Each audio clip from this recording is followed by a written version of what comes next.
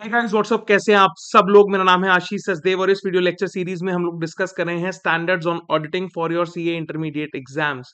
Right, अगर आपने पिछले वीडियोस नहीं देखे हैं तो फिर से एक बार मेरी आप लोगों से गुजारिश है, जाकर के देखिए उन वीडियोस को। मैंने पूरी सीरीज बना रखी है, पूरा कोर्स मैं डिजाइन कर रहा हूँ for your revision for the upcoming January and may examinations of CA intermediate audit. ठीक है सर, और मैं आपको बता रहा हूँ कि अगर आप इन लेक्चर्स को अच्छे से कर लेते हैं, इन टॉपिक्स को अच्छे से कर लेते हैं, तो मैंने देखा पिछले अटेम्प्ट्स में बच्चों की कॉपियां जो मेरे पास आई, जब मैंने उनको रिव्यू करा तो मुझे एक चीज समझ में आई कि बच्चा जो है वो क्वेश्चन को आइडेंटिफाई नहीं कर पा रहा और डायरेक्ट क्वेश्चन इंस्टीट्यूट अंदर से घुस के पूछ रहा है चैप्टर के। और आपको, क्योंकि आपने छोटे नोट से फर्रों से पढ़ाई करी हुई है, तो आपको दिक्कत हो रही है। इसलिए मेरी आपसे गुजारिश है, फिर से एक बार रिक्वेस्ट है कि इन लेक्चर्स को अच्छे से पढ़िए, इन टॉपिक्स को अच्छे से पढ़िए। आपका जो बेस मटेरियल है उसे आप स्टडी मटेरियल रखिए। बहुत सारे बच्चों ने गुजारिश की है, रिक्वेस्ट की है कि मैं आपको अपने जो ये नोट्स हैं ये भी आपसे शेयर करूं, तो मैं इसके ऊपर काम किया है मैंने, और इसके ऊपर हम लोग एक आध दिन के अंदर ही मेरा जो टेलीग्राम चैनल है, जिसका लिंक आपको डिस्क्रिप्शन में मिल जाएगा, वहां पे हम एक छोटा सा फॉर्म आप लोगों के लिए लेकर के आएंगे, जहां पे अगर आप वो फॉर्म फिल करेंगे तो आपके पास ये सारे नोट्स आपको वहां पे मिल जाएंगे। चैप्टर वाइज ये नोट्स हैं, राइट। एंड जैसे जैसे चैप्टर्स होते जाएंगे वो नोट्स वहां पे आपको मिलते जाएंगे। आपको बता दिया जाएगा किस तरीके से आपको नोट्स वहां पे मिलेंगे, और जैसे ही कोई नोट्स अपडेट होंगे तो वो आपके पास ऑटोमेटिकली, अगर आप एक उस प्रोसीजर के थ्रू वहां पे रजिस्टर कर लेंगे प्रॉपरली, तो आपके पास आ जाएंगे। मेरी फिर से आपसे रिक्वेस्ट है कि चैनल को जरूर सब्सक्राइब कर लीजिए। वीडियो को आप देखते हैं, लाइक नहीं करते हैं, और बहुत सारे लोग जो हैं चैनल को सब्सक्राइब भी नहीं करते हैं, तो it is my humble request कि आप अपने दोस्तों को भी शेयर करें। इतना अच्छा कंटेंट अगर आप लोगों को मिल रहा है, और शेयर करें, लाइक करें वीडियो को, सब्सक्राइब करें चैनल को। साथ ही मेरा मोबाइल नंबर जो है व्हाट्सएप का, वो नीचे दिया हुआ है। अगर कोई भी डाउट आपको होता है ऑडिट में, तो मैं आपको श्योर गारंटी के साथ कह सकता हूँ, इन टॉपिक्स को आप अच्छे से पढ़ेंगे then you will shine in audit. ये मेरा दावा है सर, राइट। ये मैं ऐसे ही नहीं कह रहा, मुझे पता है कि कहाँ से इंस्टीट्यूट क्वेश्चन पूछता है, और इसीलिए मैंने अपने नोट्स को थोड़ा कॉम्प्रिहेंसिव, थोड़ा और डीप बनाने की कोशिश की है, राइट। और ताकि हम सारे एस्पेक्ट्स को कवर कर सकें, टच अपॉन कर सकें, और कुछ भी हमसे छूटे ना जब हम एग्जाम की प्रिपरेशन करते हैं, राइट। चलिए आइए शुरुआत करते हैं। मेरे पिछले लेक्चर्स आप जरूर देख लीजिएगा। पिछले लेक्चर में हमने स्टैंडर्ड 500 के ऊपर बात की थी, और मैंने देखा है कि बहुत कम लोगों ने उस वीडियो को देखा है अभी तक। तो जब मैं वीडियो रिकॉर्ड कर रहा हूँ, तो आप समझिए, उसको जाकर के देखिए, बाकी के लेक्चर्स भी वहां पे जाकर के देखिए, और इस मुहिम में, इस अप्रोच में मेरा आप लोग साथ दीजिए, right. Now let's begin with this chapter, जहां पे चैप्टर नंबर 3, जहां पे हम स्टैंडर्ड 315, 320 और 330 के बारे में बात करते हैं। जनरली 315 और 330 को एक साथ पढ़ते हैं लोग, और फिर 320 का नंबर आता है, राइट। लेकिन अगर आप इसे एक सीरीज में भी देखेंगे तो भी आपको समझ में आ जाएगी कि पहले 315 में ऑडिटर जो है वो रिस्क का असेसमेंट वहां पे कर रहा है। 320 में जब उसने रिस्क को असेस कर लिया, तो ऑडिटर के जजमेंट के बेसिस पे वो ये मटेरियलिटी डिसाइड कर रहा है कि क्या चीज मटेरियल होगी, क्या मटेरियल नहीं होगा, और उसके बाद फिर वो रिस्पॉन्स दे रहा है टू दी असेस्ड रिस्क, जो उसने 315 में असेस किया था, 330 के अंदर उसको रिस्पॉन्स कर रहा है। तो आई होप आपको इस तरीके से ये सीक्वेंसिंग समझनी है, ये लॉजिक आपके दिमाग में क्लियर होना चाहिए। पिछले जितने लेक्चर्स हैं, ऐसे 500 के अंदर खासकर मैं आपको बता रहा हूँ, बहुत सारे इंपॉर्टेंट छोटे छोटे टॉपिक्स कवर किए गए हैं। ये चैप्टर भी मैं आपको बता दूं कि बहुत लंबा चैप्टर है, और बहुत सारे छोटे छोटे छोटे टॉपिक्स इसके अंदर हैं। पिछली बार भी इस चैप्टर में से क्वेश्चन आया, और ऐसा घुस करके क्वेश्चन आया कि वैसे तो ऊपर ही लिखा हुआ था, लेकिन बच्चों को क्या है कि आदत जो है पढ़ने की, वो ऐसे है कि बस एक स्टैंडर्ड पढ़ लिया, कहीं से भी जो नोट्स मिले वो पढ़ लिए, स्पेसिफिक क्वेश्चन के हिसाब से उसे नहीं पढ़ते। तो जब आप इनको फॉलो करें, नोट्स को, या फिर आप बुक को भी फॉलो करें, तो वहां पे आप अंडरलाइन करते रहिए कि ये जो टॉपिक है स्पेसिफिक एक क्वेश्चन की तरह पूछा जा सकता है इंस्टीट्यूट के द्वारा, राइट। तो इन चीजों को अगर आप ध्यान रखेंगे तो definitely you will shine in audit, right. चलिए अब शुरुआत करते हैं। स्टैंडर्ड 315 से हम लोग शुरुआत करने वाले हैं, और मैं फिर से कह रहा हूं ये बहुत लंबा टॉपिक है। इस लेक्चर में हम लोगों ने 315, 320 और 330 के ऊपर ज्यादा फोकस किया है। इसी चैप्टर के अंदर कुछ कंपनी ऑडिट रिलेटेड भी सेक्शंस हैं, वो मैंने यहाँ पे कवर नहीं किए हैं। ऑटोमेटेड एनवायरनमेंट से रिलेटेड कुछ टॉपिक्स हैं, वो भी मैंने यहाँ पे कवर नहीं किए हैं। और एक आधा कुछ छोटा मोटा टॉपिक है जो मैंने छोड़ा है इन नोट्स के अंदर। बाकी सब मैंने 315, 320 और 330 के हिसाब से कवर किया है, और जो ये मैं आपको बता रहा हूँ ये मेनली रिलेट करता है आफ्टर 315, 320, राइट। इनके बीच में वो टॉपिक्स दिए हुए हैं चैप्टर को, जब आप खोल करके देखेंगे तो आपको वो मिल जाएंगे। क्योंकि ये थोड़े अलग टॉपिक्स हैं तो इनको हम अलग से बाद में कवर करेंगे, लेकिन फिलहाल मैंने कवर नहीं किए हैं। तो अगर आप इन लेक्चर्स को देख रहे हैं तो मेरी आपसे गुजारिश है, रिक्वेस्ट है कि वो टॉपिक्स आप जाकर के इंस्टीट्यूट के मॉड्यूल में से एक बार जरूर पढ़ लें, right. Now we will start with standard 315 that deals with identifying and assessing the risk of material misstatement. और ये हम कैसे करेंगे? जब हम अंडरस्टैंडिंग लेंगे किसकी? Through understanding the entity and it's environment, ठीक है। तो उसके कंट्रोल एनवायरनमेंट की, उसमें किस तरीके से काम होता है, ऑर्गेनाइजेशनल स्ट्रक्चर की, ये सब हम जानकारी ले लेंगे। उसके बाद हम आइडेंटिफाई और असेस करेंगे रिस्क को। पहले आइडेंटिफाई करेंगे फिर असेस करेंगे, राइट। और इसी के ऊपर एक क्वेश्चन आया था 315 में से, क्वेश्चन पूछा इंस्टीट्यूट ने, ठीक है। इस स्टैंडर्ड के बाद, इन तीनों स्टैंडर्ड्स के बाद या इस चैप्टर के बाद एक चैप्टर नंबर 2 है, ठीक है, जो थोड़ा सा बड़ा है, जिसके अंदर ऐसे 300 के ऊपर बहुत सारी बात की गई है इंस्टीट्यूट के द्वारा। वो हम कवर करेंगे, वो भी इंपॉर्टेंट चैप्टर है, वहां से भी क्वेश्चन आता है, यहां से भी क्वेश्चन आता है, राइट। Now let's begin. ऐसे 315 it deals with risk assessment, तो रिस्क का असेसमेंट करना है। फिर 320 मटीरियलिटी से डील करता है, और 330 जो है ये response to the assessed risk by the auditor, इससे डील करता है। तो एक तरीके की पूरी ये एक फ्लो है, ओके, प्रोसेस है ऑडिटर का, जो ऑडिटर को फॉलो करना है when he is auditing the financial statements, right. अब ये जो कंसेप्ट है रिस्क असेसमेंट का, इसको अगर हमें पढ़ने जाना है तो यहाँ पे हमारे को बहुत सारी जो टर्म्स हैं या कंसेप्ट जो हैं जो रिलेट करते हैं ऑडिट रिस्क से। रिस्क ऑफ मटेरियल मिसस्टेटमेंट क्या होता है, मिस स्टेटमेंट क्या होता है, इनहेरेंट रिस्क क्या होता है, राइट, कंट्रोल रिस्क क्या होता है, डिटेक्शन रिस्क क्या होता है, इन सबसे रिलेटेड जो कंसेप्ट्स हैं वो मैं आपके ऐसे 200 वाला जो मेरा लेक्चर है वहां पे मैं इन्हें ऑलरेडी डिस्कस करके आ चुका हूं, राइट। बट ये टॉपिक्स यहाँ पे बहुत इंपॉर्टेंट हो जाते हैं, तो इसलिए मैं आपसे रिक्वेस्ट करूंगा कि आप एक बार जाकर के ऐसे 200 वाला जो मेरा लेक्चर है उसे वहां पे जरूर देखें। तो वहां पे आपको सारा का सारा ये ऑडिट रिस्क का जो डिस्कशन है ये यहाँ पे मिल जाएगा। पॉइंट नंबर 8 में मैंने यहाँ पे डिस्कस किया है। एक बार क्विकली हम इसको गो थ्रू कर लेते हैं कि ऑडिट रिस्क क्या है, ठीक है। एनी रिस्क, कोई भी रिस्क हो, पहले हम रिस्क की बात करते हैं। रिस्क क्या है? तो रिस्क कोई भी हो वो अनसर्टेनिटी की वजह से जो है वहां पे अराइज करता है। In audit there is an audit risk that auditor will give inappropriate audit opinion. मतलब ऑडिटर भैया कह देंगे ट्रू एंड फेयर, और असली में वहां पे होगा मिस स्टेटमेंट। मैं फिर से रिपीट करता हूं, ऑडिटर ने क्या कहा? ट्रू एंड फेयर, और रियलिटी में वहां क्या था? वहां पे था miss statement. Can you see this table? ठीक है, इस टेबल से आप इजीली समझ सकते हैं कि मैं कहना क्या चाहता हूं। In appropriate audit opinion auditor ने दे दी। इन अप्रोप्रिएट मतलब असली में ट्रू एंड फेयर था, लेकिन ऑडिटर ने ओपिनियन में ट्रू एंड फेयर दिया, लेकिन असली में वहां पे मिस स्टेटमेंट था। तो ये क्या हो गया? ये एक रिस्क हो गया, ठीक है। ये रिस्क, ठीक है, इसे एक्सप्रेस किया जाता है रिस्क ऑफ मटेरियल मिसस्टेटमेंट और डिटेक्शन रिस्क के फंक्शन के द्वारा, राइट। ये हम ऑलरेडी पढ़ चुके हैं, मैंने आपको डिस्कस किया है व्हेन वी वर डिस्कसिंग ऐसे 200, तो आप वहां जाकर के उस लेक्चर में पढ़ सकते हैं। एक दूसरा रिस्क भी है कि ऑडिटर ने कह दिया कि सब कुछ खराब है जबकि सब कुछ ठीक था, यानी not true and fair auditor ने कहा, लेकिन वहां पे तो फाइनेंशियल स्टेटमेंट जो थे वो ट्रू एंड फेयर थे।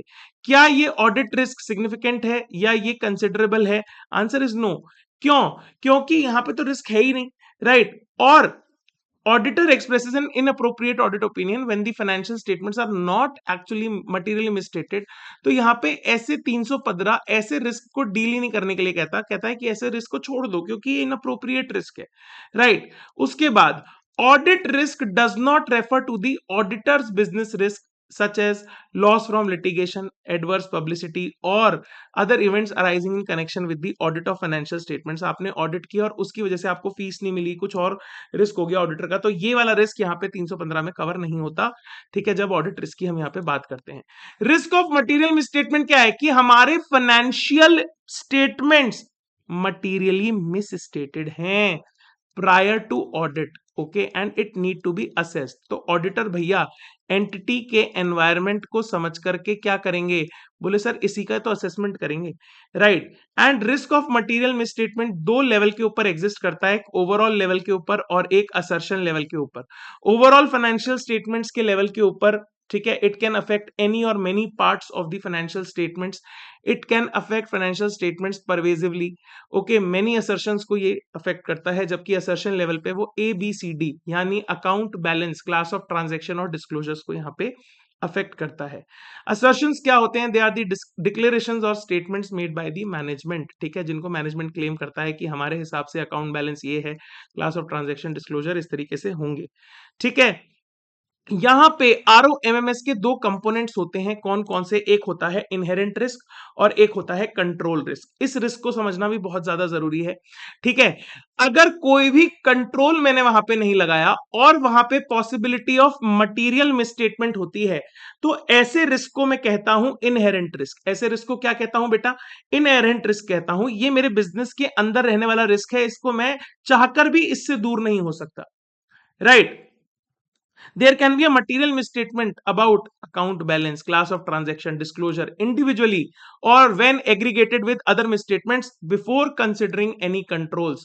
और दूसरा रिस्क है, दूसरा कंपोनेंट है ROMMS का, इस कंट्रोल रिस्क। कंट्रोल रिस्क का मतलब अगर मैंने कंट्रोल्स लगा दिए और उसके बाद भी रिस्क है तो उसे हम कहते हैं कंट्रोल रिस्क, ठीक है।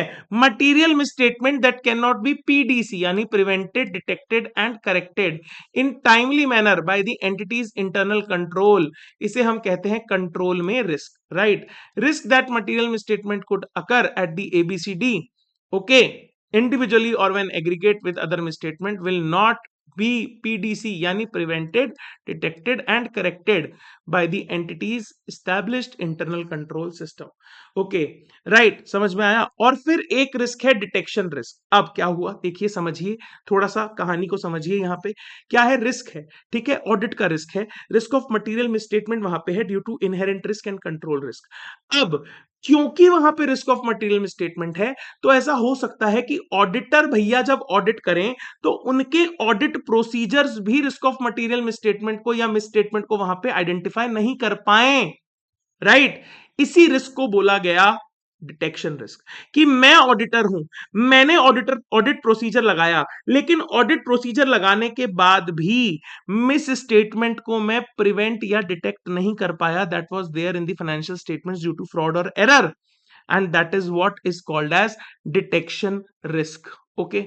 The risk that procedures performed by the auditor to reduce audit risk to an acceptably low level will not detect a material misstatement. Such misstatement could be material either individually or when aggregated with other misstatements.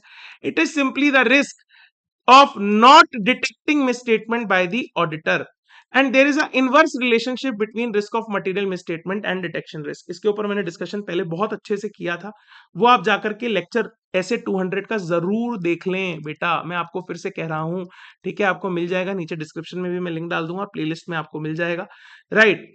Higher is the risk of material misstatement, lower will be detection risk. अब समझने की कोशिश करिए, मान लीजिए कि अगर risk of material misstatement ज्यादा है, मान लीजिए मेरा इनहेरेंट रिस्क ज्यादा है, मेरे कंट्रोल रिस्क ज्यादा है, तो क्या होगा कि एज एन ऑडिटर मैं जो अपने ऑडिट प्रोसीजर लगाऊंगा वो एक्सटेंसिव ऑडिट प्रोसीजर्स लगाऊंगा।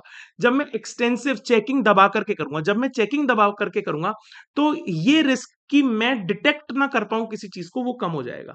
समझ में आ रहा है? और अगर ROMMS कम है तो मैं एज एन ऑडिटर थोड़ा लीनियंट हो जाऊंगा। उस केस में जब मैं लीनियंट होऊंगा तो मेरा डिटेक्शन रिस्क, यानी मैं जब ऑडिट कर रहा हूं अपने ऑडिट प्रोसीजर लगा करके, तो ऐसा हो सकता है कि मेरे ऑडिट प्रोसीजर उन मिस स्टेटमेंट को वहां पे आइडेंटिफाई नहीं कर पाए, डिटेक्ट नहीं कर पाए, प्रिवेंट नहीं कर पाए। बात आई समझ में? Yes sir. चलिए, तो ये है detection risk, okay. So ROMMS को तो हम असेस करते हैं और डिटेक्शन रिस्क को एज एन ऑडिटर मैनेज करते हैं using the audit procedures that we apply as an auditor for the audit of entity, okay. आइए आगे बढ़ते हैं इस चैप्टर में। अब हम और कौन से टॉपिक्स हमें पढ़ने हैं? टाइप्स ऑफ डिटेक्शन रिस्क, ये नया टॉपिक है यहाँ पे, कि डिटेक्शन रिस्क के कुछ प्रकार होते हैं, राइट। यहाँ पे ऊपर मैंने डिटेक्शन रिस्क को ही समझाया है, राइट तो डिटेक्शन रिस्क को रिड्यूस कैसे किया जाता है जा सकता है? हम एक्स्ट्रा ऑडिट प्रोसीजर लगाएंगे, चेकिंग ज्यादा करेंगे, लार्जर सैंपल्स वहां पे ले लेंगे, ठीक है, और हमारी जो टीम के मेंबर हैं हम थोड़े कंपिटेंट लेंगे, राइट, थोड़े से इंटेलिजेंट लोग वहां पे लेंगे, एक्सपीरियंस बंदों को अपनी टीम में रखेंगे, एंगेजमेंट टीम में, ताकि हम डिटेक्शन रिस्क को कम से कम वहां पे कर सकें। डिटेक्शन रिस्क दो प्रकार का होता है, कौन कौन सा? एक होता है सैंपलिंग रिस्क और एक होता है नॉन सैंपलिंग रिस्क। इसके बारे में मैंने थोड़ा सा डिस्कशन जब मैं ऐसे 500 पढ़ा रहा था तब भी किया था, वो लेक्चर भी आप जरूर जाकर के देख सकते हैं। सैंपलिंग रिस्क क्या है? जब ऑडिटर ऑडिट करता है तो वो सभी चीजों को चेक नहीं करता, बल्कि वो कुछ कुछ सैंपल लेकर चेकिंग करता है। तो यहां पे दो चीजें हो गई, एक तो एक ही चीज की चेकिंग हमने सैंपल लेकर के करी, और एक बार उसी चीज की सेम चीज की चेकिंग हमने फुल में कर ली, ठीक है। अगर हमने सैंपल लेकर के चेकिंग करी, उसका रिजल्ट आया एक्स, और अगर हमने फुल में चेकिंग करी तो उसका रिजल्ट आया x.1, तो ये जो 0.1 का डिफरेंस है, इसी को कहते हैं सैंपलिंग रिस्क। कि ये डिफरेंस आ सकता है किसके अंदर? तुम्हारे सैंपल लेकर के चेक करने में कुछ डिफरेंस आ सकता है, और इसी डिफरेंस की वजह से जो रिस्क अराइज होता है, इसे हम कहते हैं सैंपलिंग रिस्क। आई होप आपको क्लियर समझ में आता होगा। Let us read it. Risk that auditor's conclusion based on a sample, मैंने जब सैंपल लिया, may be different from the conclusion if their entire population were subject to the same audit procedure. अगर हम पूरी फुल चेकिंग करते और हमने sample की चेकिंग करी, इसके बीच में हमारे को डिफरेंस दिखाई दे गया ऑडिटर साहब, और यही रिस्क था, ठीक है। It simply means that the sample was not representative of the population from which it was chosen, ठीक है। तो यानी सैंपल जो है वो पूरी पॉपुलेशन को वहां पे अच्छे से नहीं बता पाया है। एग्जाम्पल दिया है, the auditor of a company has audited revenue of a company by taking a sample, however there is a risk that the sample of revenue is not representative of the overall revenue, ठीक है। तो उसे पूरे revenue का वहां पे ना पता चले, ऐसा हो सकता है। नॉन सैंपलिंग रिस्क, ठीक है, जहां पे हमने सैंपल नहीं लिया फिर भी रिस्क है, तो नॉन सैंपलिंग रिस्क है। अरे सैंपल लिया रिस्क है, सैंपलिंग रिस्क। अगर सैंपल नहीं लिया फिर भी रिस्क है, that an auditor may lead to an erroneous conclusion even if he has not taken a sample. It is called as non-sampling risk. Like an auditor may reach an erroneous conclusion due to application to some inappropriate audit procedure. तो ये sample की वजह से नहीं है, किसी और वजह से हमारे को यहाँ पे रिस्क है। एग्जाम्पल के तौर पर sizeable work in progress inventories are expected in financial statements of the company. तो ऐसा लग रहा है कि वर्क इन प्रोग्रेस अच्छा खासा यहाँ पे आएगा। हाउएवर जब ऑडिटर ने does not devote time to the attending the inventory count, auditor भैया ने यहाँ पे इन्वेंट्री काउंट में नहीं आए, उन्होंने ऑब्जर्वेशन नहीं किया वहां पे, ठीक है। इंस्टेड ही chooses to rely upon alternative audit procedure, ठीक है, जैसे कुछ मैचिंग कर लिया, रजिस्टर से ही मैच कर लिया, या फिर मैनेजमेंट को बोला कि आप बता दीजिए, आपने किया होगा फिजिकल वेरिफिकेशन, उसका आप हमारे को डॉक्यूमेंट दे दीजिए। ऐसे सेकेंडरी डॉक्यूमेंट्स के ऊपर ऑडिटर जब रिलाय कर रहा है, तो उस केस के अंदर जो ऑडिटर का जो प्रोसीजर है वो यहाँ पे फेल कर सकता है, जिसकी वजह से वो एक एरनस कंक्लूजन दे सकता है, और यहाँ पे वर्क इन प्रोग्रेस का जो अमाउंट जो हमें सिग्निफिकेंट लग रहा था वो कम भी वहां पे दिखाई दे सकता है। आई होप आपको सैंपलिंग और नॉन सैंपलिंग रिस्क यहाँ पे समझ में आया होगा। इसके बाद दो और ऐसे रिस्क जिनके बारे में ये स्टैंडर्ड बात करता है, एक है बिजनेस रिस्क, ठीक है, risk relating from conditions, event, circumstances, actions, inactions that could adversely affect the entity's ability to achieve its objectives or execute its strategies, or it is a risk that arises from setting up of inappropriate business objectives and strategies। तो ये purely जो है ये entity का business से related का जो risk है कि एंटिटी अपने शेयर होल्डर को प्रॉफिट दिला पाएगी नहीं दिला पाएगी, इन्वेस्टर्स के लिए क्या कर पाएगी, ठीक है, ये सारी चीजों को लेकर को जो रिस्क है, प्योरली जो बिजनेस रिस्क है, वो यहाँ पे मार्केट कितना कैप्चर कर पाएगी, वो यहाँ पे बिजनेस रिस्क के लिए यहाँ पे बोला जाता है। ये एक दो जगह पे कहीं कहीं पे इसका यूज आता है, तो वहां बिजनेस रिस्क जब वर्ड आता है तो उसे समझाने के लिए सिर्फ मैंने यहाँ पे आपको बताया है। और इंस्टीट्यूट चाहे तो यहाँ पे आपसे 1 मार्कर शॉर्ट क्वेश्चन पूछ सकता है, एमसीक्यू में इस तरीके के कंसेप्ट को आपके टेस्ट कर सकता है। सो हमें छोड़ना कुछ भी नहीं है यहाँ पे। उसके बाद एक रिस्क की और बात हुई है जो कि वेरी वेरी इंपॉर्टेंट रिस्क है, यानी कि सिग्निफिकेंट रिस्क है। ठीक है, आपको पता होगा हम जब भी किसी फंक्शन में जाते हैं तो वहां पे कुछ वीआईपी लोग आते हैं, तो ये रिस्क को भी कुछ वीआईपी ट्रीटमेंट देने की जरूरत है। ये वीआईपी ट्रीटमेंट वाला रिस्क सिग्निफिकेंट रिस्क कहलाता है। और जब वो वीआईपी लोग आते हैं तो हम क्या करते हैं, हम उन्हें माला पहनाते हैं, उन्हें कुर्सी पे बिठाते हैं, उन्हें शॉल पहनाते हैं। तो ऐसे सिग्निफिकेंट रिस्क जब हमें दिखाई देते हैं तो हम उन्हें सिग्निफिकेंटली वहां पे डील करते हैं। It is risk of material misstatement which is identified and assessed that require special audit consideration. तो यहाँ पे हमें उन्हें स्पेशल ट्रीटमेंट देना पड़ता है। ऐसे रिस्क को नाम दिया गया है significant risk. What could be the sources of material misstatement? Material misstatement कहां से आ सकता है? तो मटेरियल मिसस्टेटमेंट आ सकता है ओडीआई से। सर ये ओडीआई क्या है? ओडीआई का मतलब है कोई भी इंफॉर्मेशन का ओमिशन नहीं होना चाहिए, कोई इंफॉर्मेशन वहां पे छूटी हुई नहीं होनी चाहिए। ये इंफॉर्मेशन क्या हो सकते हैं? Elements of financial statements, account item हो सकते हैं, एबीसीडी के आइटम हो सकते हैं। ठीक है, ये छूटने नहीं चाहिए, ऑमिट नहीं होने चाहिए। और क्या नहीं छूटना चाहिए? बोले सर डिस्क्लोजर नहीं छूटना चाहिए। तो ए बी सी तो मैंने यहाँ पे कवर कर लिया और डी का डिस्क्लोजर मैंने यहाँ पे कवर कर लिया। तो कुछ भी इंफॉर्मेशन आपकी छूटनी नहीं चाहिए। उसके बाद इंफॉर्मेशन छूटी नहीं होनी चाहिए, इंफॉर्मेशन झूठी भी नहीं होनी चाहिए। मतलब डिस्क्लोजर में दिक्कत नहीं होनी चाहिए कि it should conform with the AFRF and GAAP. If it is not conforming, it means that your information is झूठी। इट शुड नॉट बी झूठी। ठीक है, और वहां पे डिफरेंस नहीं होना चाहिए डी से डिस्क्लोजर और डी से ही डिफरेंस। वहां पे डिफरेंस नहीं होना चाहिए किसमें? मैनेजमेंट और ऑडिटर्स के जजमेंट के अंदर अगर डिफरेंस है तो यहाँ पे it is a source of misstatement. There could be a misstatement. Okay, जरूरी नहीं है हो, लेकिन it can be a source of misstatement. Incorrect accounting estimates और पॉलिसीज अगर कुछ हैं तो वहां पे मिसस्टेटमेंट होने के चांसेस बनते हैं। इनएक्यूरेसी, अगर डेटा की गैदरिंग में ही गलत डेटा कैलकुलेट कर रहे हो, गलत डेटा को आप प्रोसेस कर रहे हो, in that case also my dear friend there could be risk of material misstatement. यही वाला क्वेश्चन था, ये वाला पॉइंट नंबर 6। ये क्वेश्चन एज इट इज उठा करके इंस्टीट्यूट ने पूछ लिया। क्या क्वेश्चन है?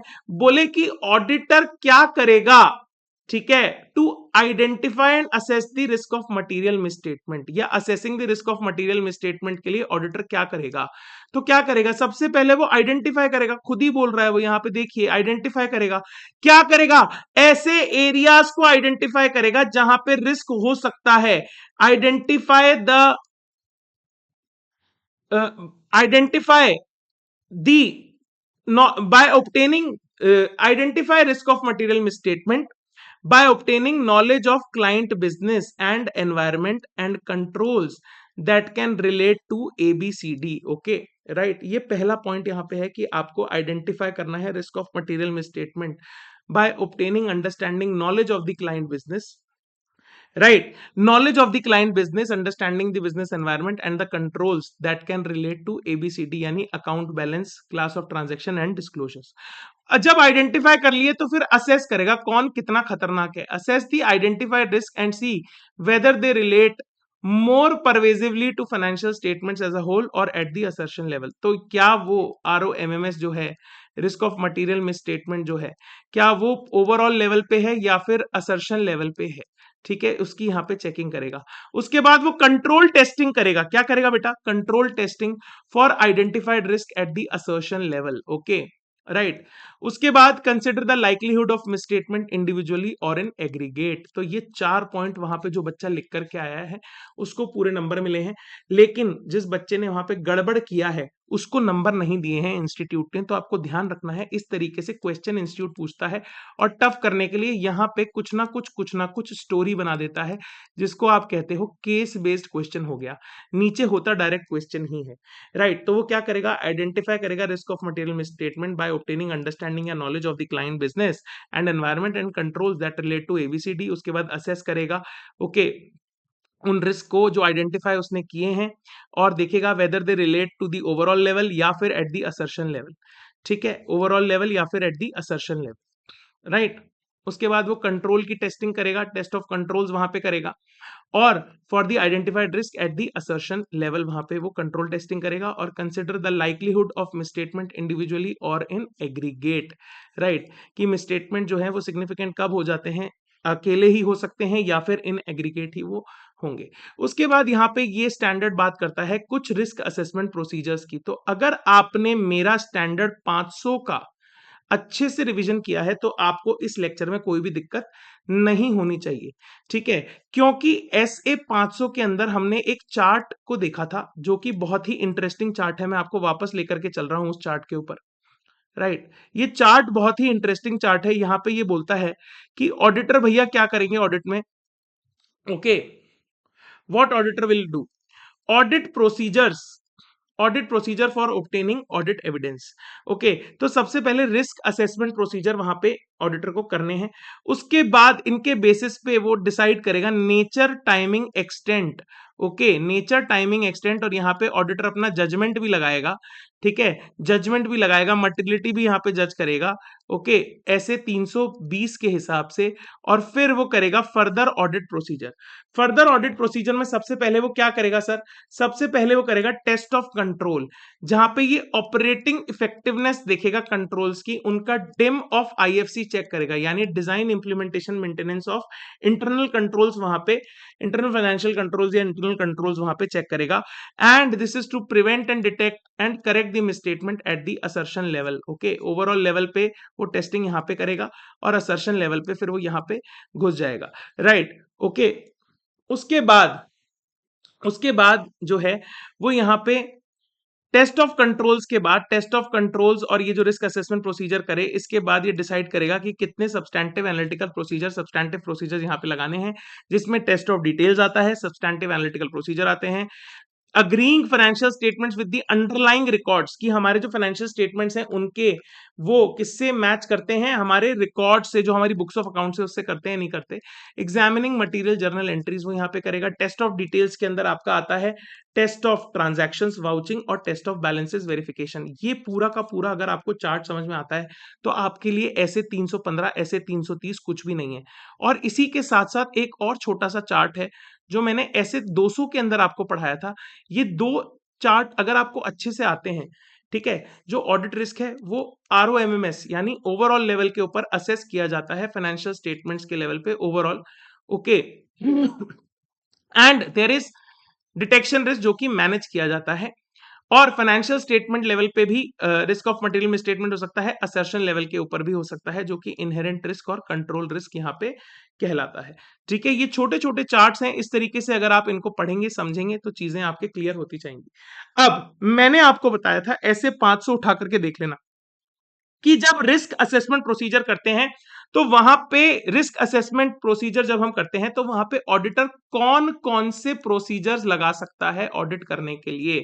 तो मैंने आपको वहां पे बता रखा है, वहां पे वो IIAOR लगा सकता है, ठीक है। What is IIAOR?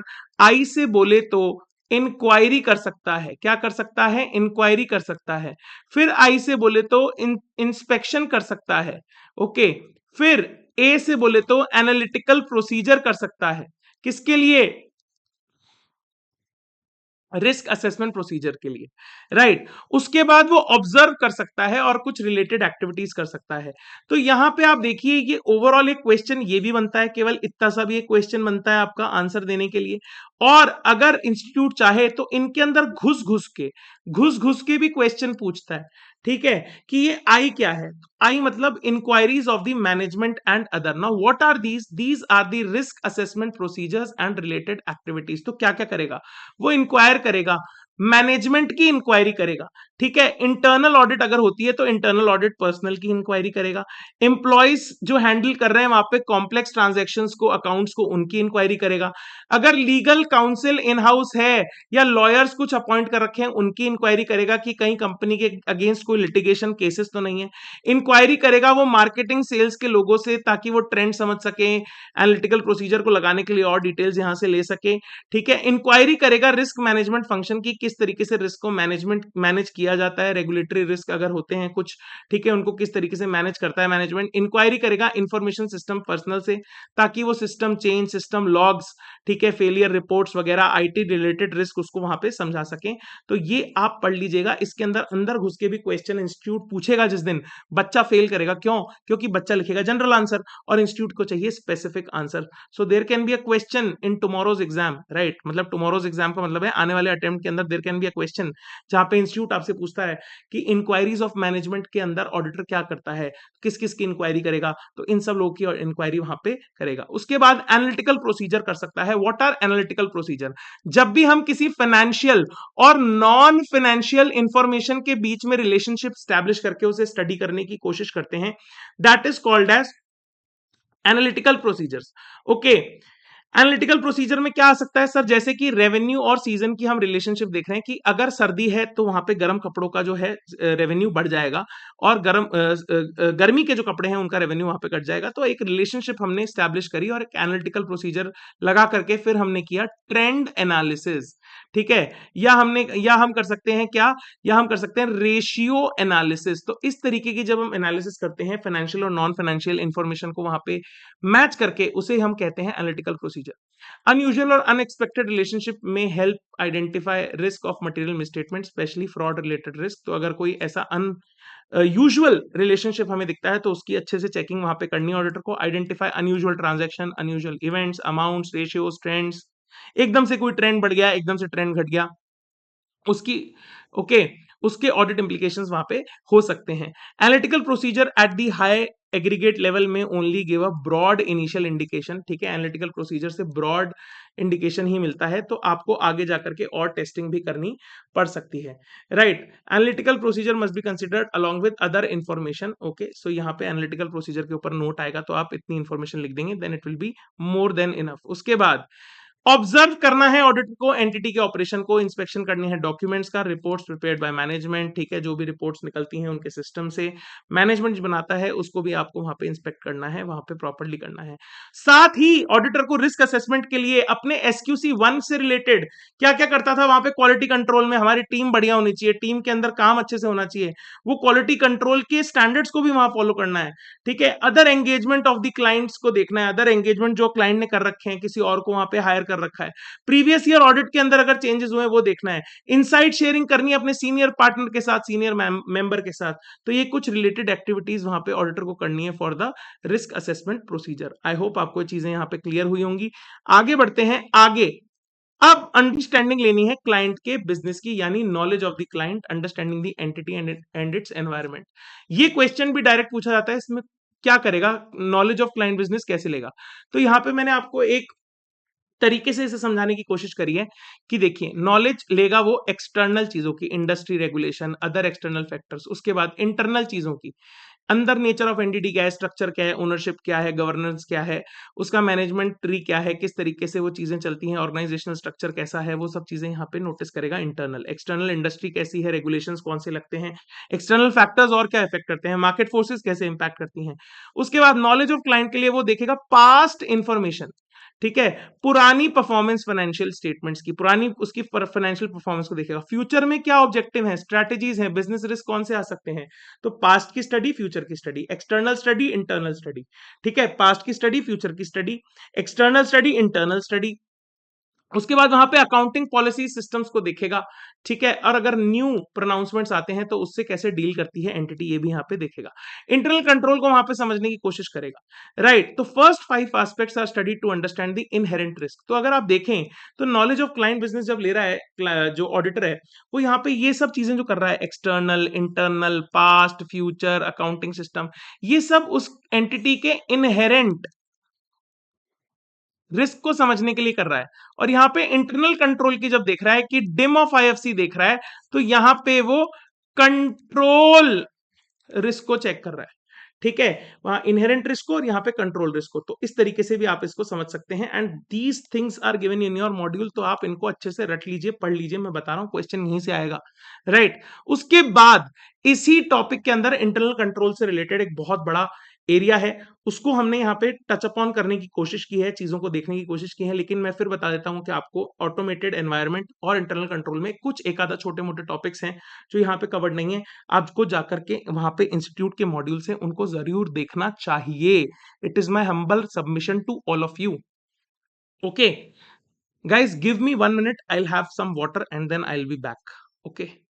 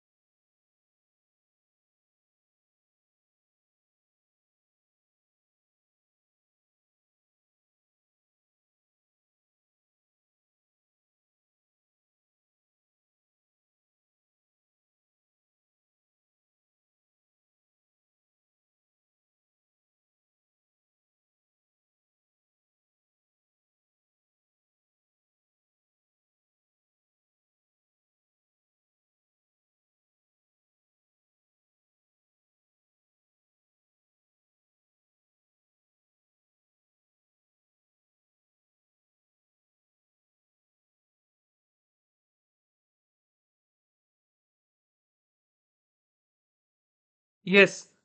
So I'm back again. Right. So यहाँ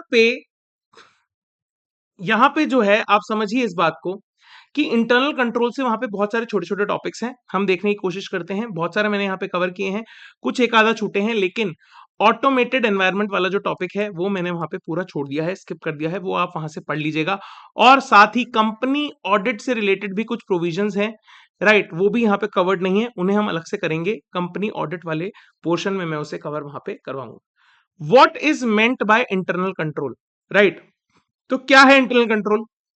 तो एक प्रोसेस है, design implementation by the management TCWG to provide reasonable assurance that achievement of entities objective with respect to reliability of financial reporting, effectiveness and efficiency of operations, safeguarding of assets and compliance with applicable legal regulatory requirements, LRR, right. तो आपको यहाँ पे समझना है कि यहाँ पे एक सिस्टम बना हुआ है, किसका? मैनेजमेंट के द्वारा बनाया हुआ है, इंटरनल कंट्रोल्स का, राइट, ताकि हम एंटिटी जो है अपने ऑब्जेक्टिव्स को अचीव कर सके और प्रॉपर फाइनेंशियल रिपोर्टिंग वहां पे हो सके, right, as per the legal regulatory requirements also, right.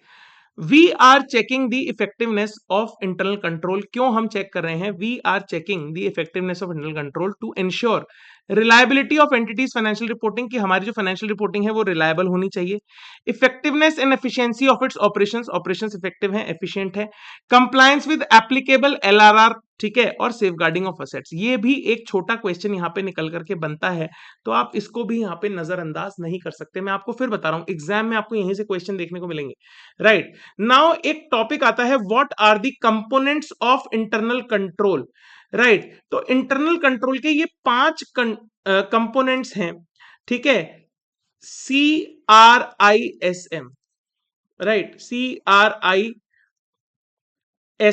ठीक है, मैं SM बोल रहा हूं, ठीक है। चलिए पढ़ते हैं इसको, CRISM, क्रिज्म, ऐसे याद कर लीजिए, ये एस को सी पढ़िएगा आप, ठीक है ना, तब आपको याद रहेगा, क्रिज्म सी से आएगा, राइट। सो कंट्रोल एनवायरनमेंट क्या है? ठीक है, it includes the governance and management function, ठीक है, कि हमारा जो एंटिटी का एनवायरनमेंट है क्या उसमें कंट्रोल स्टैब्लिश्ड है, ठीक है। It includes the governance and management, किस तरीके से ऑर्गेनाइजेशन गवर्न की जाती है, attitude, awareness and actions of management TCWG, and how the control consciousness of the people of the entity is affected. Okay, elements of control environment. अब देखिए, internal control के components ये 5 हैं, लेकिन कंट्रोल एनवायरनमेंट के एलिमेंट्स ये हैं। तो यहां पे आपको कंफ्यूज नहीं होना, क्वेश्चन जब पूछेगा तो आपको पता होना चाहिए वो पूछ क्या रहा है। एलिमेंट्स ऑफ कंट्रोल एनवायरनमेंट है आई मीशो, ठीक है, आपको ये कंपनी पता है, तो आई मीशो। आई से ensuring integrity and ethical values and there proper communication वहां पे होना चाहिए। एम से मैनेजमेंट जो है कमिटेड टू कॉम्पिटेंस होना चाहिए। पार्टिसिपेशन या एंगेजमेंट बाय टीसीडब्ल्यूजी यहाँ पे होना चाहिए। मैनेजमेंट्स ऑपरेशनल स्टाइल कैसी है, उससे भी हमारा जो कंट्रोल एनवायरनमेंट है वो यहाँ पे डिसाइड होता है। ऑर्गेनाइजेशनल स्ट्रक्चर क्या है, नेचर, साइज, एक्टिविटीज कैसी हैं, वहां से भी हमारा कंट्रोल एनवायरनमेंट डिसाइड होता है। एचआर पॉलिसीज कैसी हैं, वो भी हमारे कंट्रोल एनवायरनमेंट को यहाँ पे बताती हैं। A good control environment ensure that risk of material misstatement is minimized, sorry materialize नहीं, मिनिमाइज्ड, कम हो गया है। However it is not an absolute deterrent to fraud. देखिए, ये अगर एक अच्छा कंट्रोल एनवायरनमेंट वहां पे एंटिटी में एग्जिस्ट करता है तो इसका मतलब कि हमारे आरओएमएमएस कम होंगे, ऐसा तो ठीक है, लेकिन वहां पे फ्रॉड होगा ही नहीं, ये कहना गलत है। फ्रॉड तो तब भी हो सकता है, बट हाँ, एक हम थोड़ा सा हमारे को कॉशन मिल जाता है अगर हमारा ये कंट्रोल एनवायरनमेंट प्रॉपर है तो। उसके बाद दूसरा इंटरनल कंट्रोल का कंपोनेंट है कि आप वहां पे प्रॉपर रिस्क असेसमेंट प्रोसेस को फॉलो करते हैं। It is the process through which the entity identifies the risk and assesses the risk and responds to the risk. Okay, identify the business risk, evaluate the likelihood of risk and its impact, कि risk का impact क्या हो सकता है, उसका likelihood कितना है, कितना वो रिस्क वहां पे हो सकता है। Determining actions to manage the risk and considering the changes in the risk. Okay, information system and communication की अगर हम बात करते हैं तो यहाँ पे प्रॉपर इंफॉर्मेशन सिस्टम होना चाहिए। जो भी हमारे स्टेक होल्डर्स हैं एंटिटी के अंदर, उनको अपने रोल्स रिस्पॉन्सिबिलिटी प्रॉपरली पता होने चाहिए, right. That captures, processes and stores and reports the financial transactions, ये भी इंफॉर्मेशन सिस्टम है। और एक कम्युनिकेशन सिस्टम है, the roles and responsibilities are clearly communicated in the organisation. ठीक है, तो फाइनेंशियल रिपोर्टिंग प्रॉपर है, उसका इंफॉर्मेशन सिस्टम और कम्युनिकेशन का सिस्टम प्रॉपर होना चाहिए। Accounting system and procedures proper होने चाहिए। Document flow, approval, recording properly हो रहा है। डेटा प्रोसेसिंग सिस्टम्स वहां पे हैं। Communication through proper line of authority होती है या नहीं, ये यहाँ पे आपको याद में रखना है। उसके बाद CRI, राइट, उसके बाद C, जिसको हमने S बोला था, राइट, CRICM, ठीक है ना, CRICM। This includes policies relating to performance reviews, safeguarding, segregation of duties, SOD, segregation of duties वहां पे होना चाहिए। कंट्रोल एक्टिविटीज क्या है, कंट्रोल ऑब्जेक्टिव्स को अचीव करने के लिए कंट्रोल हमारे एक्टिविटीज क्या है, ठीक है। ओके, CRI, आप इसको CA भी पढ़ सकते हैं, और M, CRICAM, control activities and monitoring, CRICAM, CRICAM, ठीक है, CRICAM, इस तरीके से भी आप इसको याद रख सकते हैं, CRICAM, ठीक है, right. The main objective is PDC of fraud and error, यानी prevention, detection and correction of fraud and error, okay, due to fraud and error जो भी है मिसस्टेटमेंट का, राइट। तो कंट्रोल एक्टिविटीज होनी चाहिए, policies relating to performance of reviews, performance reviews, segregation of duties properly होना चाहिए, कि कंट्रोल एक्टिविटी है कि किसने काम कैसे किया है, उसकी अथॉरिटी वहां पे स्टैब्लिश होनी चाहिए, राइट। अकाउंटेबिलिटी स्टैब्लिश होनी चाहिए, फिजिकल कंट्रोल्स होने चाहिए, सेफगार्डिंग ऑफ असेट्स को लेकर के, IT कंट्रोल, ITGC जिनको हम बोलते हैं, IT जनरल कंट्रोल्स, वो भी वहां पे प्रॉपरली काम करने चाहिए। ITGC की यहाँ पे बात हो रही है। उसके बाद मॉनिटरिंग ऑफ इंटरनल कंट्रोल, ठीक है, मॉनिटरिंग कैसे हो सकती है sir, there can be ongoing monitoring, ठीक है, continuous monitoring by the management हो सकती है। एक्सटर्नल मॉनिटरिंग या सेपरेट मॉनिटरिंग हो सकती है, ऑडिटर, इंटरनल ऑडिट या इंटरनल ऑडिट डिपार्टमेंट के द्वारा, राइट। अगर कोई कंट्रोल वीकनेस वहां पे है तो उसे वहां पे ठीक किया जाना चाहिए, मॉनिटरिंग जब हो रही है। Ensuring timely corrective action should be taken if the control weakness is identified. Okay, समझ में आया। So these are the elements of internal control, 5 elements हैं। और कंट्रोल एनवायरनमेंट के अलग से पॉइंट है, वो आई मीशो है, इसके पॉइंट्स हमने CRI, SM नहीं, CAM, ठीक है। तो इस तरीके से आपको यहां पे याद ये चीजें हो जाएंगी। उसके बाद टॉपिक आता है, what are the factors relevant to the auditor's judgement about whether a control individually और in combination with others is relevant to the audit, right. कि एक कंट्रोल कितना रिलेवेंट है वो कैसे हम जज करेंगे, तो उस मैटर की मटीरियलिटी कितनी है, वो कितना मटीरियल है मैटर, तो हमारे को समझना पड़ेगा। तो ऑडिटर का जजमेंट उस पर रिलाई करेगा कि मैटर कितना मटीरियल है, वो रिस्क कितना सिग्निफिकेंट है, राइट, कितना इंपॉर्टेंट है। साइज ऑफ एंटिटी क्या है, एप्लीकेबल लीगल रेगुलेटरी रिक्वायरमेंट्स क्या है, nature diversity complexity of entities operation क्या है, यहाँ पे ऑडिटर जजमेंट लगा करके देखेगा कि कौन सा कंट्रोल यहाँ पे प्रॉपर है। ठीक है, एप्लीकेबल इंटरनल कंट्रोल्स है भी यहाँ पे, कॉम्प्लेक्सिटी कितनी है उन इंटरनल कंट्रोल्स की, यूज ऑफ सर्विस ऑर्गेनाइजेशन, अगर हमने किसी थर्ड पार्टी की कोई सर्विसेज वहां पे यूज करी है इंटरनल कंट्रोल के लिए, हमने किसी और का क्लाउड इंफ्रास्ट्रक्चर यूज किया है और कुछ हमने सॉफ्टवेयर यूज किया है, तो वहां पे यूज ऑफ सर्विस ऑर्गेनाइजेशन के अंदर क्या हमारी रिस्पॉन्सिबिलिटी रहने वाली है, क्या जजमेंट होने वाला है। हाउ द कंट्रोल वर्क्स, यानी प्रिवेंशन डिटेक्शन जो करेक्शन है मटेरियल मिस स्टेटमेंट का due to fraud or error, वो कैसे वहां पे हो रहा है। तो factors that are relevant for auditor's judgement about whether a control individually और in combination with others is relevant to the audit. मतलब मान लो कि एक कंट्रोल है और हमें लगता है ये ऑडिट के लिए रेलेवेंट है या नहीं, उसको देखें कैसे, तो वो कितना मटेरियल है, उससे रिस्क रिलेटेड क्या है, साइज ऑफ एंटिटी क्या है जिसको वो कंट्रोल कैप्चर करता है, एप्लीकेबल अगर कोई लीगल रेगुलेटरी रिक्वायरमेंट में वो कंट्रोल कहा गया है तो क्या वो वहां पे तो नहीं है, राइट, उसके थ्रू तो वहां पे वो कंट्रोल नहीं लगाया गया। ये सारे फैक्टर्स हमारे को ऑडिटर को ये जज करने में हेल्प करेंगे कि क्या ये कंट्रोल रेलेवेंट है भी हमारी टेस्टिंग के लिए, हमारी कंसिडरेशन के लिए when we are doing the audit. Okay, control relating to objective but not relevant to audit, कभी कभी कंट्रोल हमारे बिजनेस ऑब्जेक्टिव को तो सेटिस्फाई करता है, ठीक है, लेकिन वो हमारे ऑडिट के लिए रेलेवेंट नहीं होता। जैसे एक कंट्रोल किसी कंपनी ने लगाया, एयरलाइन कंपनी ने, कि फ्लाइट सारी प्रॉपर्ली मेंटेन हो, ये बिजनेस ऑब्जेक्टिव्स को तो करता है but it can not be relevant for the audit. However sometimes legal regulatory requirement में require auditor to report some specific aspects of internal control and in that case auditor shall have to review these internal controls. कभी कभी auditor को कोई control वहां पे relevant नहीं है, लेकिन फिर भी LRR यानी लीगल रेगुलेटरी रिक्वायरमेंट्स चाहती हैं कि ऑडिटर उस पर रिपोर्ट करे, तो ऑडिटर भैया रिपोर्ट कर देंगे। If the auditor intends to use any information in applying further audit procedure, उसे ऑडिट प्रोसीजर लगाना है और उसे कोई इंफॉर्मेशन वहां पे यूज करनी है और वो इंफॉर्मेशन के ऊपर कोई कंट्रोल्स लगे हुए हैं, ठीक है, और उस इंफॉर्मेशन को ऑडिटर यूज कर रहा है, वो रेलेवेंट हो गई ऑडिटर के लिए, then controls relating to operational aspects of business and compliance related controls also become relevant if auditor uses their data in audit procedure. तो अगर ऑडिटर उस डेटा को यूज कर रहा है जिसके ऊपर कुछ कंट्रोल लगे हुए हैं, right, for further audit procedures, right, तो उसकी एक्यूरेसी और कंप्लीटनेस के ऊपर लगने वाले कंट्रोल्स भी ऑडिटर के लिए रेलेवेंट हो जाते हैं।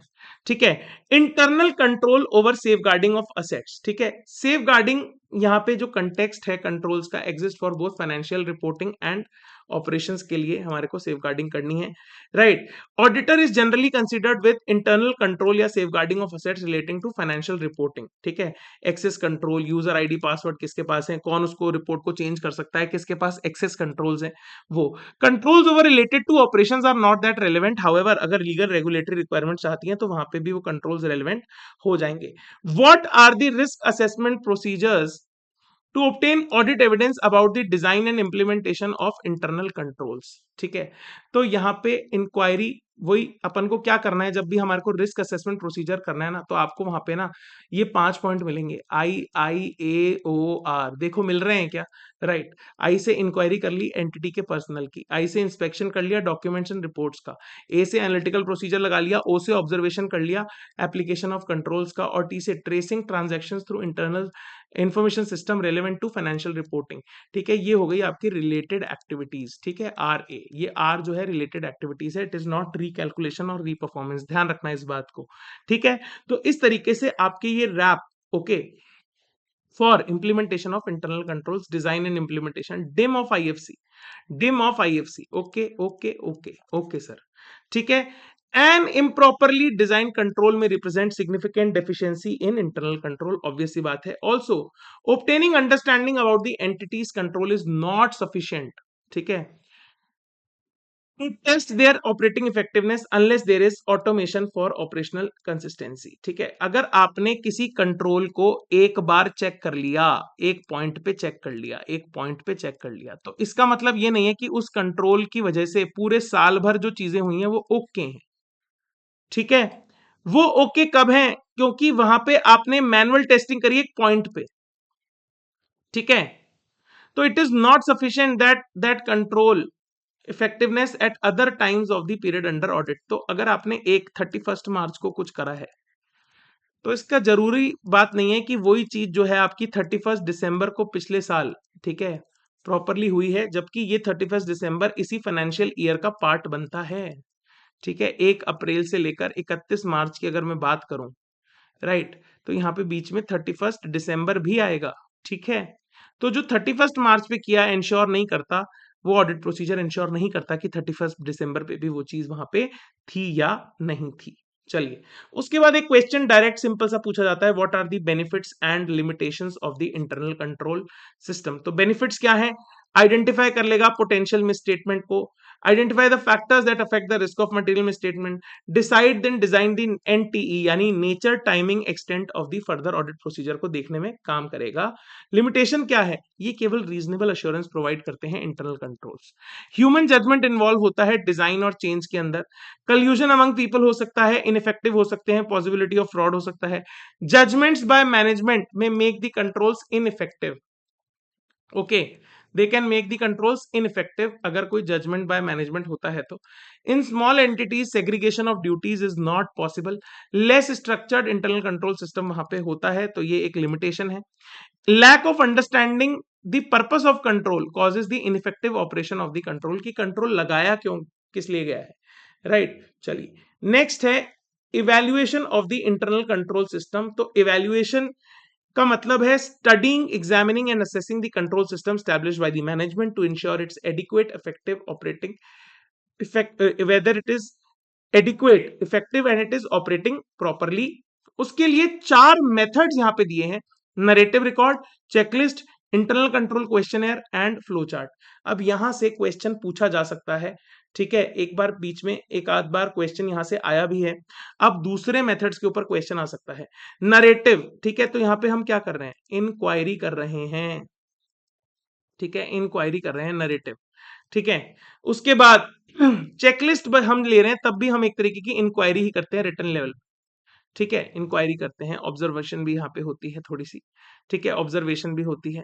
ठीक है, इंटरनल कंट्रोल क्वेश्चनर से इंस्पेक्शन, इंक्वायरी, ऑब्जर्वेशन तीनों होता है, और उसके बाद फ्लो चार्ट होता है, right. Detailed description of the system as actually operating, written complete description of control. इसके डिसएडवांटेजेस क्या हो सकते हैं, system is difficult to understand, तो वहां पे दिक्कत करेगा, weakness are hard to identify, वहां पे दिक्कत करेगा, नरेटिव रिकॉर्ड काम नहीं करेगा, updating required frequently due to staff changes, okay, बहुत जल्दी चेंज होता है अगर सिस्टम, तो वहां पे भी दिक्कत करेगा। चेकलिस्ट में हम स्टैंडर्ड क्वेश्चन स्टैंडर्ड पूछते हैं, answer generally yes no not applicable होते हैं, पर्पस है to confirm existence and proper operation of the controls. Example, tenders are collected before placing order, are purchases orders pre numbered, ये कुछ इस तरीके के क्वेश्चंस यहाँ पे पूछे जा सकते हैं चेकलिस्ट के अंदर। इंटरनल कंट्रोल क्वेश्चनर, ओके, यहाँ पे एक structured questions covering all aspects of internal control ensures that no important area is missed, helps identify control weakness easily. Questions are formed so that yes satisfactory and no weakness पता लग जाए हमारे को। Client fills it and the auditor evaluates, तो एक तरीके का inquiry का हो गया, इंक्वायरी, उसके बाद इंस्पेक्शन, हम कुछ डॉक्यूमेंट्स भी यहाँ पे चेक कर सकते हैं, right. Client fills it, auditor checks it. Example, purchases are purchases done from approved vendors, purchases orders are properly numbered, all these things, ठीक है, ये दोनों थोड़े मिलते जुलते हैं, ठीक है, आप इनको अच्छे से पढ़ लीजिएगा, एग्जाम में क्वेश्चन यहां से आ सकता है, मैं फिर बोल रहा हूं।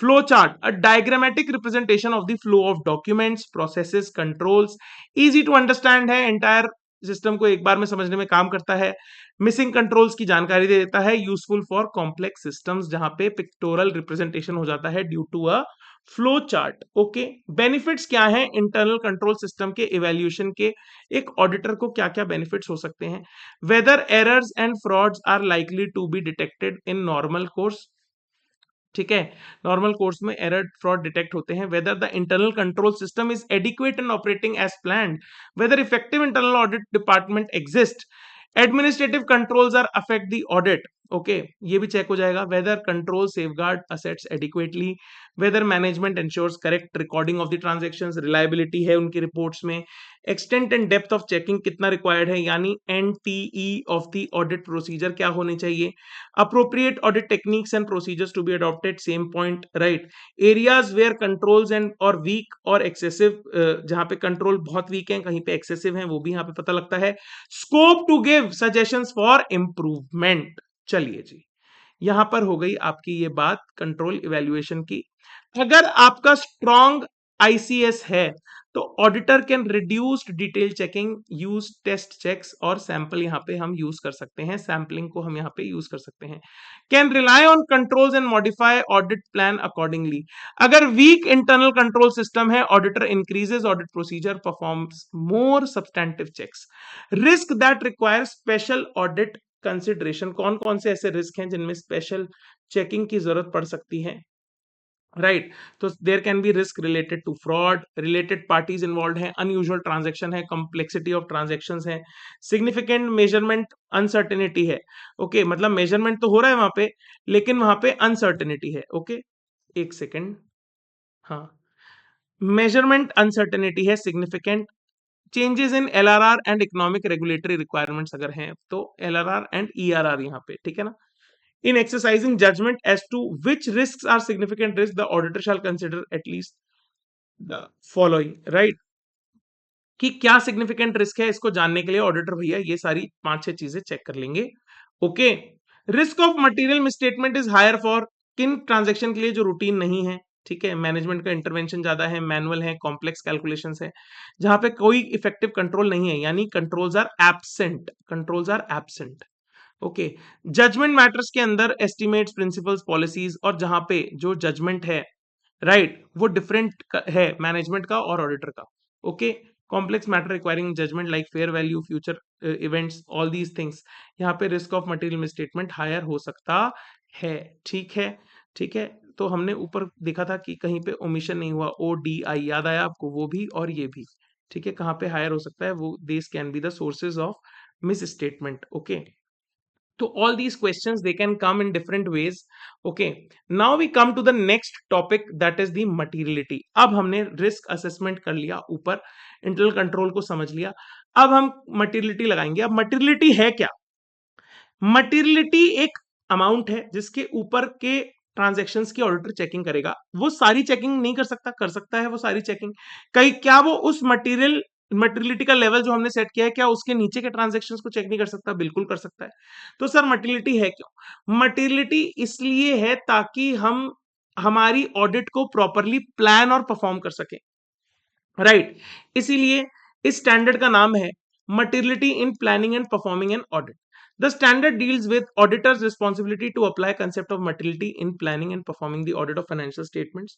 Okay, and this also explains कि materiality कैसे लगेगी in evaluating the impact of identified misstatements and uncorrected misstatements as per SA 450।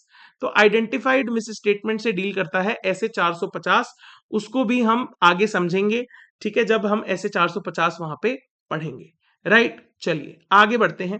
In simple terms the concept of materiality is relevant for planning and performing audit, ठीक है। तो 300 के अंदर हम planning performing करते हैं, 315 में रिस्क असेसमेंट, 330 के अंदर response to assessed risk. Evaluating the impact of misstatement that have been identified and uncorrected as per S 450। It provides, जब हम मटीरियलिटी लगाएंगे तो हमारे को एक बेसिस मिलता है, किसके लिए? सर हम रिस्क असेसमेंट प्रोसीजर कितने लगाएं, ठीक है, हम nature, timing of, extent of further audit procedure क्या रखें। So materiality provides us basis for both these things. Okay, ध्यान में रखना। Materiality can be quantitative as well as qualitative. Sir क्या बोल रहे हो? क्वांटिटेटिव मतलब मटीरियलिटी कोई नंबर हो सकता है, कोई अमाउंट हो सकता है, और मटीरियलिटी अमाउंट नहीं है तो क्वालिटेटिव एस्पेक्ट्स भी मटीरियल हो सकते हैं, ठीक है। However, generally it is quantitative, although it can be qualitative terms based in nature of items, misstatement, circumstances of occurrence of misstatement, etc. Some misstatement could be material as per auditor's judgement even when they are below the level of materiality. तो auditor का judgement जो है बहुत important काम आता है, professional judgement या auditor का जजमेंट जो हम इसको बोलते हैं, ये बहुत यहाँ पे काम आता है।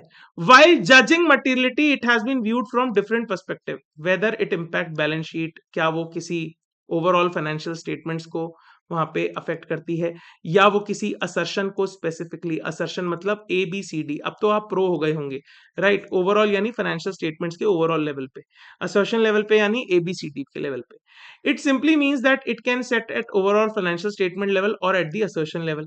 N amount can be material on its comparison with the previous year figure. तो प्रीवियस ईयर फिगर से भी कई बार मटीरियलिटी कैलकुलेट कर ली जाती है।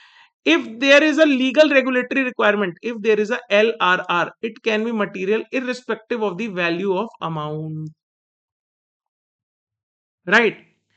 अगर वहां पे लीगल रेगुलेटरी रिक्वायरमेंट्स हैं तो वहां पे मटीरियलिटी जो है उसके अमाउंट से फर्क नहीं पड़ता, वो आपको डिस्क्लोज करना ही पड़ेगा, वो आपको देखना ही पड़ेगा, राइट। जैसे डिस्क्लोजर ऑफ एक्सपेंडिचर, अगर हम कंपनीज एक्ट की बात करें तो वहां पे लिखा है disclosure of expenditure separate line item में, अगर वो 2% से ज्यादा है ऑपरेटिंग रेवेन्यू का, या 1%, 1 लाख रुपए, विच एवर इज हायर, तो यहाँ पे इस तरीके से अगर लीगल रेगुलेटरी रिक्वायरमेंट है तो वहां पे आपको रिपोर्टिंग करनी पड़ेगी, राइट। मटीरियलिटी से फर्क नहीं पड़ता। उसके बाद factors due to which misstatement of lesser amount in ABCD individually or in aggregate could be material, ठीक है। LRR बोल रहा है यानी लीगल रेगुलेटरी रिक्वायरमेंट या ARF affect users expectations regarding measurement and disclosure of certain items, okay, जैसे कि related party transactions अगर हैं तो वो मटेरियल हो जाएंगे वहां पे, ठीक है। इंडस्ट्री रिलेटेड डिस्क्लोजर्स, जैसे R&D के ऊपर खर्चा अगर किया है फार्मा सेक्टर ने तो ये मटेरियल हो सकता है, राइट। इंडस्ट्री रिलेटेड डिस्क्लोजर है। Attention in focus is focused on particular aspect of entities business like new line of business, new product line, new acquisition, etc, right। तो अगर एक specific area pay attention focus करनी है तो वो भी material हो जाएगी even if it is lesser amount. FRF generally explain materiality as क्या होती है materiality misstatement including omission that individually or in aggregate could influence the economic decisions of the users of financial statements. Professional judgment in respect of materiality are based on amount, nature and other relevant factors. Professional judgment in respect of materiality are based on financial information needs of the users of financial statements. ठीक है, तो यहाँ पे miss statement जो कि economic decision को, users of financial statement को अगर इंपैक्ट करता है वो वहां पे मटेरियल हो सकता है, right. Professional judgement in respect of materiality are based on amount, nature and size of other relevant factors, okay. तो हमारा जो प्रोफेशनल जजमेंट है मटेरियलिटी को लेकर के वो NTE other materiality is based on amount, nature of transaction, size and other relevant factors, okay।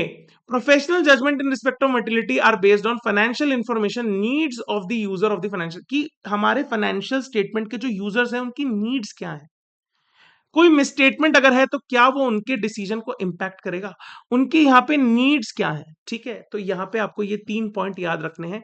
That FRF generally explain materiality, that how materiality is explained by financial reporting framework, this could be a question, okay. चलिए next, relationship between materiality and audit risk.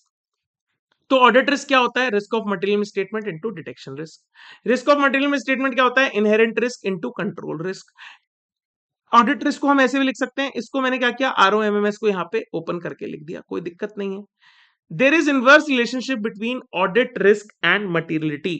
अगर हमारा audit risk high है, अगर मेरा audit risk ज्यादा है तो materiality का लेवल मैं लो रखूंगा, और अगर मेरा ऑडिट रिस्क कम है तो मटीरियलिटी का लेवल मैं यहां पे हाई रखूंगा, ठीक है। ऐसे समझिए, अगर मेरे को लगता है कि बहुत ज्यादा रिस्क है तो मैं कहूंगा कि मान लो एक 500 रुपए की एंट्री है वो भी मेरे लिए मटेरियल हो सकती है क्योंकि रिस्क बहुत ज्यादा है, राइट। और मैं कहता हूं रिस्क बहुत कम है तो मैं कहूंगा 5 लाख का आइटम भी छोड़ दो, कोई दिक्कत नहीं है, मटेरियल नहीं है अपने लिए। Getting my point. So if risk of material miss statement, अब यहां पे देखिए मैंने एक लाइन लिखी है, If risk of material misstatement is assessed at higher level, the materiality is set at a low level to minimize detection risk and to ensure overall audit risk remains at the acceptably low level and vice versa.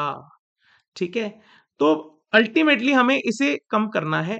तो अगर हमारा risk of material misstatement high है, ठीक है, तो हम materiality को लो करेंगे ताकि ये ओवरऑल ऑडिट रिस्क जो है ये लोअर अमाउंट पे सेट हो सके. Right. Now next topic that comes is documentation of materiality. Okay, documentation of materiality. ठीक है, ऑडिटर को प्रॉपरली डॉक्यूमेंट करना है मटेरियलिटी को.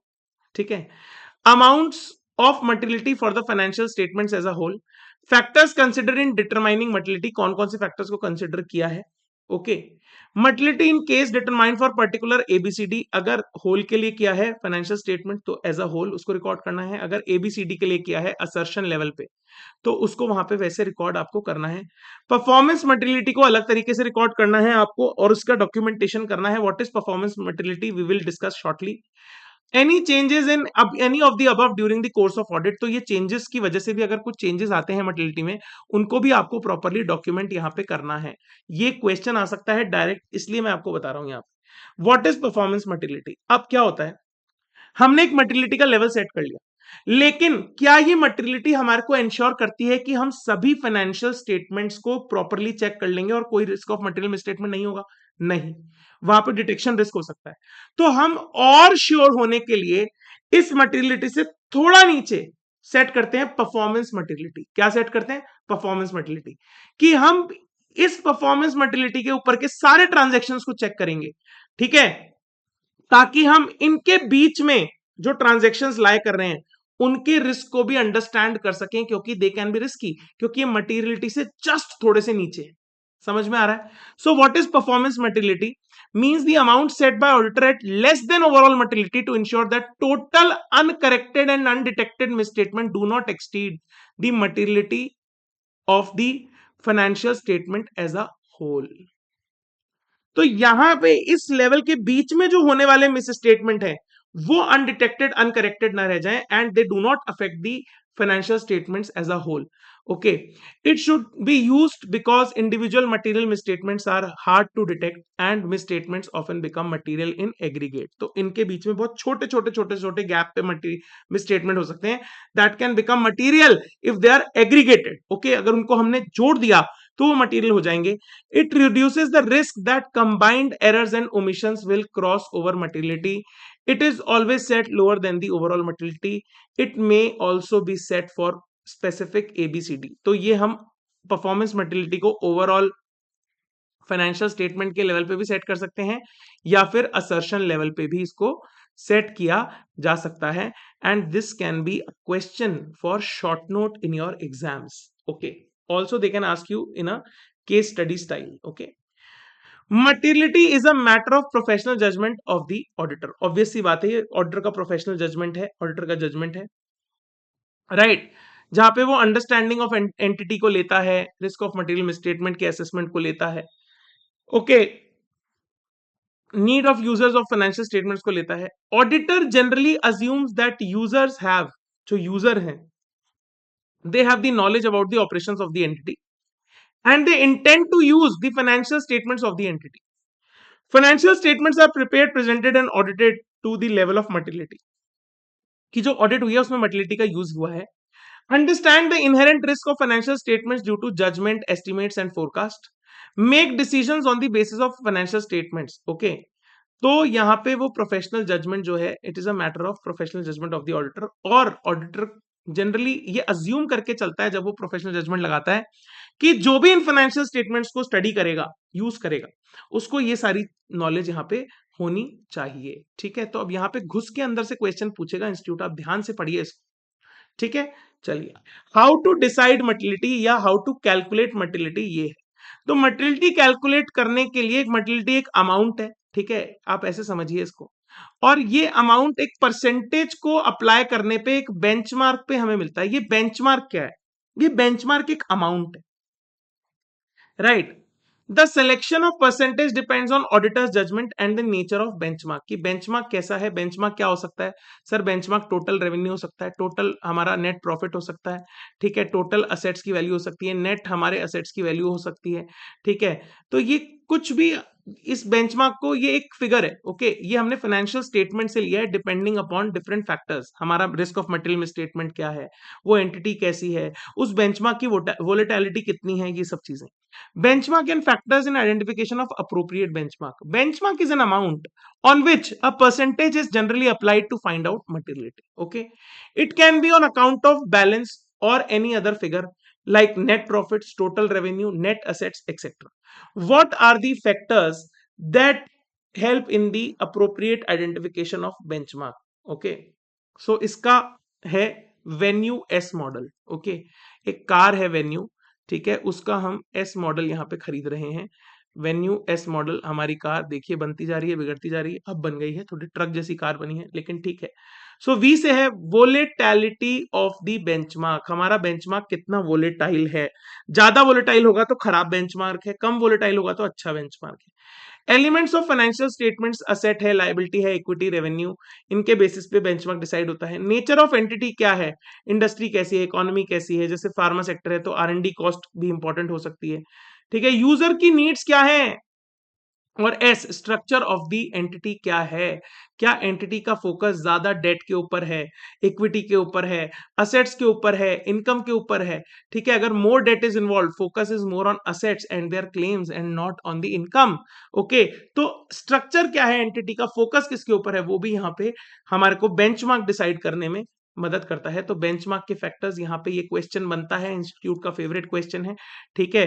बेंचमार्क को डिसाइड करने के फैक्टर्स, तो venue S model, venue S model, okay. चलिए then circumstances when materiality changes during the course of audit, ठीक है। मटेरियलिटी का कब चेंज होना चाहिए, अगर कोई एडिशनल इंफॉर्मेशन सामने आ गई, चेंज इन सर्कमस्टेंसेस हो गया, एक कोई बिजनेस का मेजर पार्ट सेल करने का बिजनेस ने सोच लिया, कोई नई इंफॉर्मेशन सामने आ गई, ठीक है, चेंज इन अंडरस्टैंडिंग हो गई एंटिटी के आफ्टर फर्दर ऑडिट प्रोसीजर, तो हमारे कुछ चीजों को लेकर के हमारी अंडरस्टैंडिंग में बदलाव आ गया, वहां पे हमारे को अपनी मटेरियलिटी को चेंज करना पड़ेगा। If actual results differ significantly from what was initially expected, the auditor must revise materiality. Okay, जब ऑडिटर चेकिंग करने गया, ऑडिट प्रोसीजर लगा रहा है, वहां पे उसने देखा कि तो मैंने जैसे सोचा था वैसा हो ही नहीं रहा, तो वहां पे वो अपनी मटेरियलिटी को रिवाइज भी कर सकता है, और जब वो ऐसा करेगा तो इसे प्रॉपरली वहां पे डॉक्यूमेंट भी करना पड़ेगा। When materiality is revised downward, the auditor must consider performance materiality is also to be reduced and reassess whether NTE of the further audit procedure. अगर हमने मटेरियलिटी के अमाउंट को कम किया है तो परफॉर्मेंस मटेरियलिटी को भी हम और कम करेंगे, ठीक है, और नेचर टाइमिंग एक्सटेंट को प्रॉपरली हम वहां पे देखेंगे, ठीक है, फर्दर ऑडिट प्रोसीजर के, अगर हमने अपने मटेरियलिटी के अमाउंट को कम किया है, राइट। चलिए चलिए जी, ओके, लास्ट स्टैंडर्ड हमारा इस चैप्टर का, that is auditor's response to assessed risk, ठीक है। तो अब रिस्क असेसमेंट प्रोसीजर ऑडिटर ने कर लिए, उसके बाद अब ऑडिटर करेगा फर्दर ऑडिट प्रोसीजर, ये ऑडिटर का रिस्पॉन्स है, ठीक है। इसके अंदर भी वो क्या करता है, टेस्ट ऑफ कंट्रोल करेगा, और उसके बाद सब्सटैंटिव प्रोसीजर वहां पे करेगा, ठीक है। टेस्ट ऑफ कंट्रोल करेगा और सब्सटैंटिव प्रोसीजर करेगा, जिसके अंदर वो क्या करेगा, test of detail, substantive analytical procedure, ठीक है। उसके बाद वो ये चेक करेगा कि हमारे फाइनेंशियल स्टेटमेंट जो हैं वो बुक्स ऑफ अकाउंट्स के हिसाब से हैं या नहीं, और मटेरियल जर्नल एंट्रीज को वहां पे चेक करेगा। ये सब पढ़ाई हम ऐसे 500 के अंदर करके आ चुके हैं, and this standard relates to that only. To read this standard we will borrow a lot of learning from SA 500 and ऐसे 315 जो हमने इसी लेक्चर में करी है। As per this essay, the auditor shall design and implement response to addressed ROMMS at the overall financial level as well as at the assertion level. The NTE of such responses and audit procedure based on the auditor assessment of risk of material misstatement. Overall response to financial statement level, जब हमारे को financial statement level, तो हमने देखा था ना audit risk, ठीक है, ROMMS, ठीक है, एक तो आरएमएमएस और एक डिटेक्शन रिस्क। आरओएमएमएस किस पे होता है, या तो वो फाइनेंशियल स्टेटमेंट्स के लेवल पे होता है या वो असर्शन लेवल पे होता है।